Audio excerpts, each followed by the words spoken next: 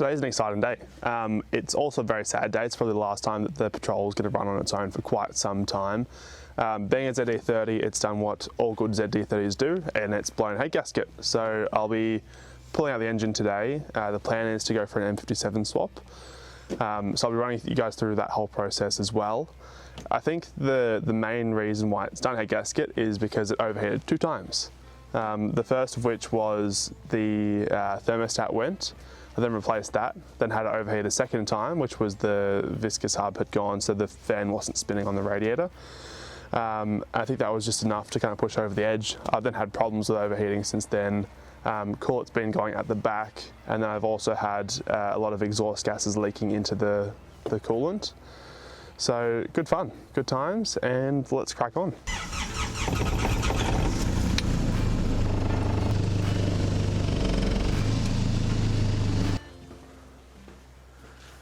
Now they've got the big girl back in the shed. The first step was just to remove the intercooler as well as the bonnet, just to get a bit more access, and I'm going to start pulling off the air filter, battery, and a few other things just to get more access around the engine bay.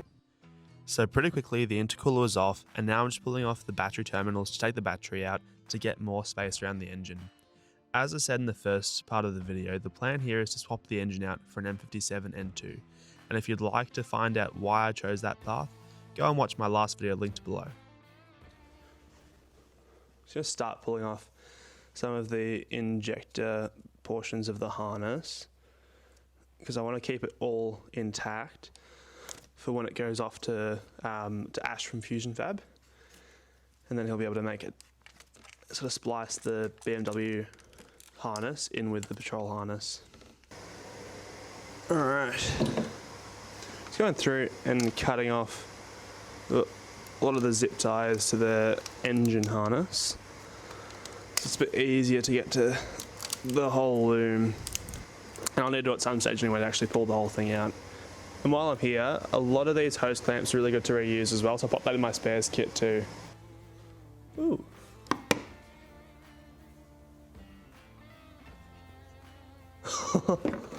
Hang on, I'll show you what I'm seeing. Ugh. The whole time I've been here, I've been like, oh, there's a very petrol-y smell, and it's sort of hard to see in this light, but that's diesel.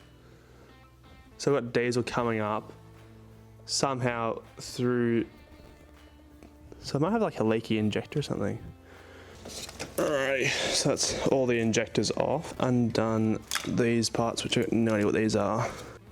We've temporarily lost our audio for the moment, but all that's going on here is I'm explaining that for the next stage I'll be draining the coolant, pulling off all the radiator hoses to get some better access for the rest of the engine. Now we're on to the coolant draining.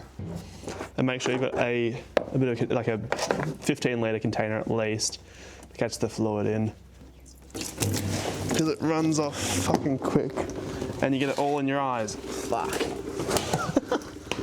I'd always make sure you got a spare bucket or container. So I've got me trusty laundry in case it fills up a bit too fast or a bit too much.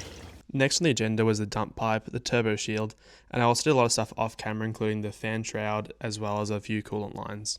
And I always personally love to soak those exhaust bolts with some WD-40 just to loosen them up because they can be quite tight otherwise. I'll just rest this up to the side. Alrighty. I got a bit stuck in. I've removed the fan shroud, chopped a lot of coolant lines, dropped a lot of fluid all over the floor, and now just removed the turbo cover. So next step for us is going to be to pull out a lot of the internal panels, and then that way we can be able to pull that whole wiring loom through the firewall. It just gives us better access, and when we go back through to wire up the dash to the new engine, it'll give us a lot more space to work with too.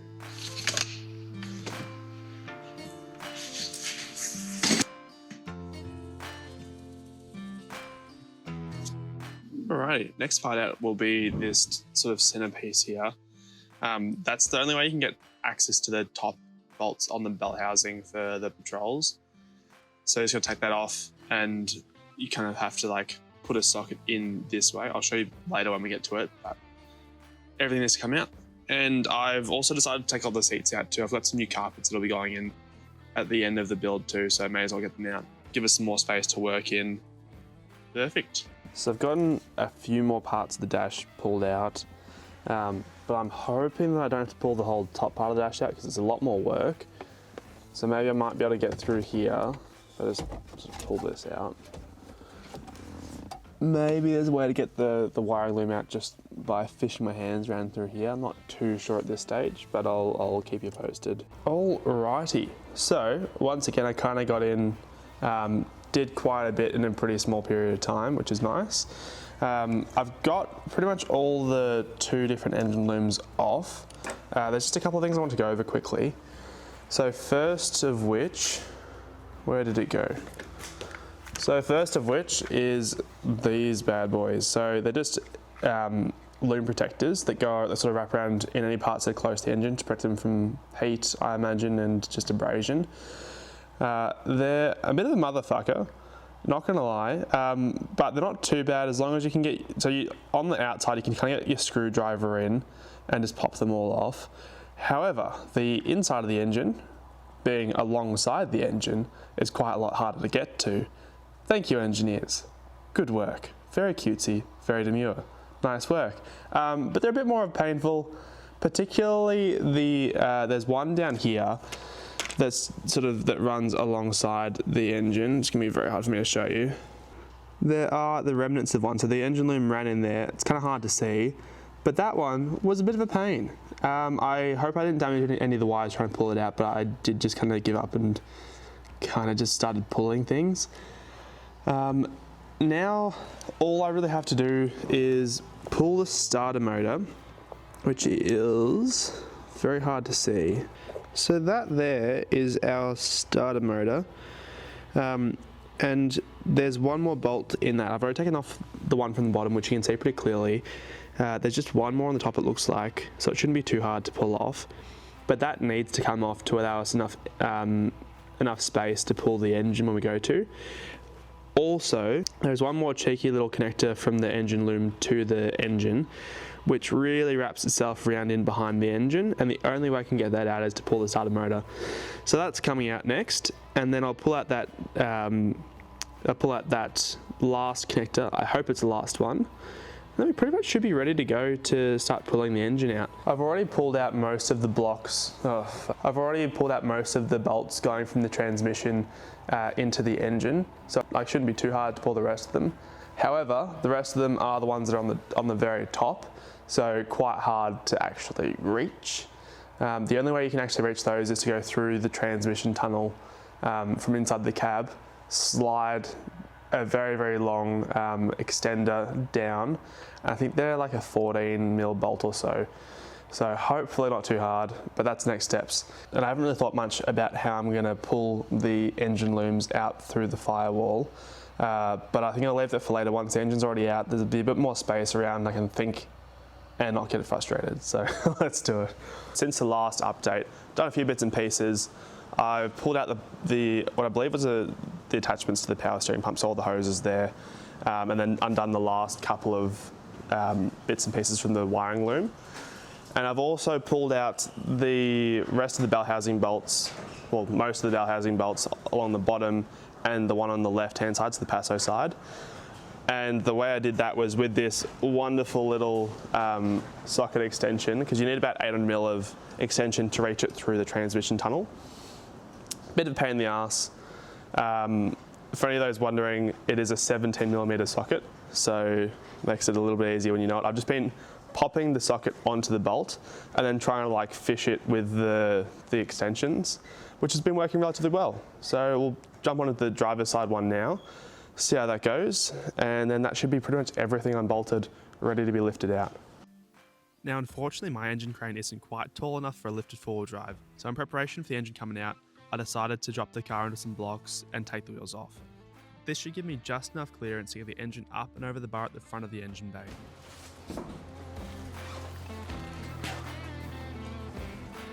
Might put them where the axle stand is. Yeah, I reckon. And then you put the other one below the diff. Yeah. Look slowly. Be gentle. Be gentle. It's their first time. What went wrong? Oh, the brake will just touch before. Oh. Yeah, because we're tapping it to a new angle, more coolant comes out. This one. That's heaps more clearance. Yeah. This is what I should have done, but I didn't. Gee, that's so much lower. I didn't think about it.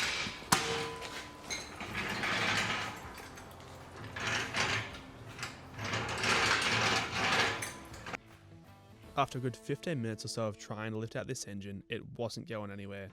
So I decided to consult the expert. Harry has also done a conversion on his Patrol, putting an LS1 in it, and he has a lot of good experience in pulling this engine. He was saying it was a lot easier for him to pull the engine once the transmission crossmember bolts were undone and the tail shaft was out, allowing the back of the transmission to drop down a little bit, putting everything at a much better angle to come out.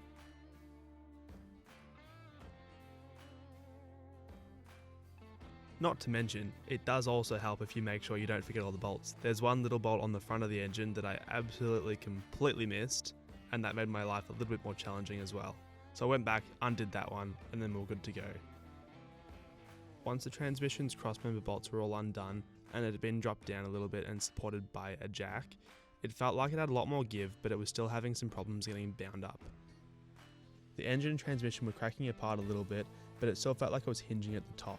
So I decided to move the engine crane mounts back a little bit further on the engine, and just like that, the engine was out.